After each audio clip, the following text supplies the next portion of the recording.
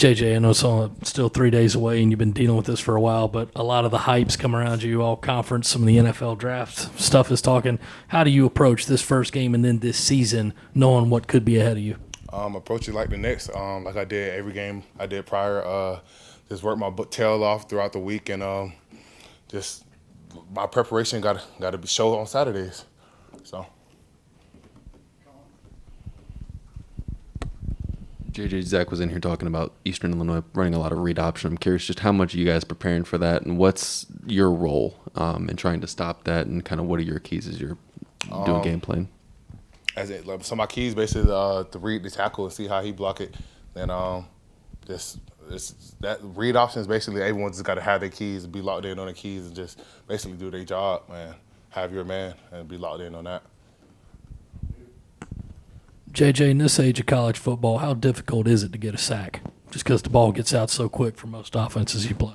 It's definitely pretty hard because, as we all know, a sack is crucial for our offense. So you get a sack, pretty much can destroy a drive. So offenses are getting better, getting smarter. So to prevent that, so I got to do better on my end and to one-up them. So. JJ, how excited are you guys for Saturday to kind of finally get to show out a little bit in front of a full stadium and just kind of put last year behind you? I'm definitely excited. Like you said, fans definitely give us another level of juice. So it's definitely exciting to have them, and especially for a home game. Then, it's like ready to start the Beeman era the right way.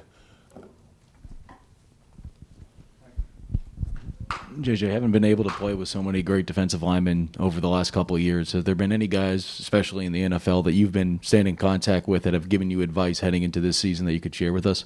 DJ Wanham and Javon Kinlaw, pretty much telling me just lock in on my keys and just do what the coaches tell me and just continue to grind and just don't settle.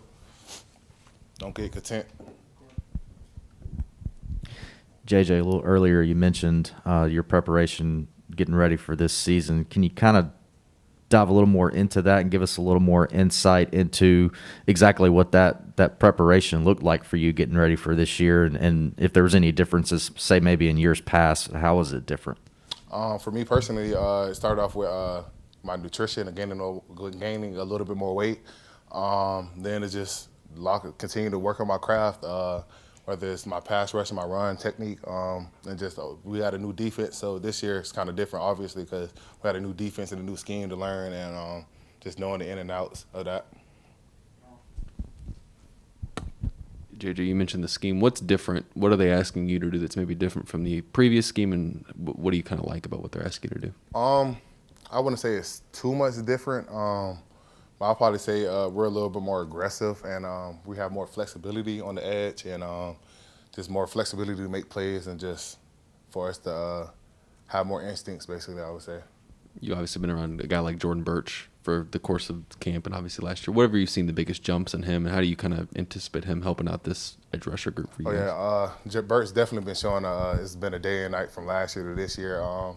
Just his physique's getting better. He's growing in his body a little bit more. He's adjusting to the speed of the game. Then just his IQ is getting he's learning the game more. So the game is getting slowing down for him. So he's able to make more plays and do things as such. So definitely expecting a big year out of him. With Zeb getting the start on Saturday at QB, what have you seen from him in these few weeks that he's been practicing with y'all, and what can we all expect to see from him when we get to watch him for the first time?